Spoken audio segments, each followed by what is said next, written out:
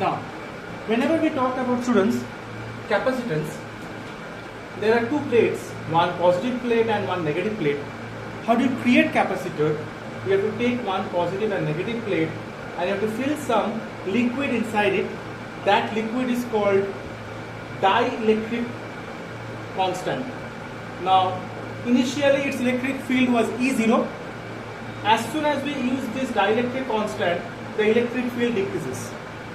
Now we know minus dVdr equal to E. When electric field decreases, potential will increase and charge stored in this system called capacitor will be directly proportional to potential difference. Mode is the potential difference, mode will be the charge. We introduce one constant called C. This C is called capacitance, which is equal to Q by V, and the unit of capacitance is farad. And we can also say that dielectric constant is equal to initial electric field divided by the changed electric field. In the textbook, we will find this name as dielectric constant. In the next video, we will see how different types of capacitor exist in world. See you students later.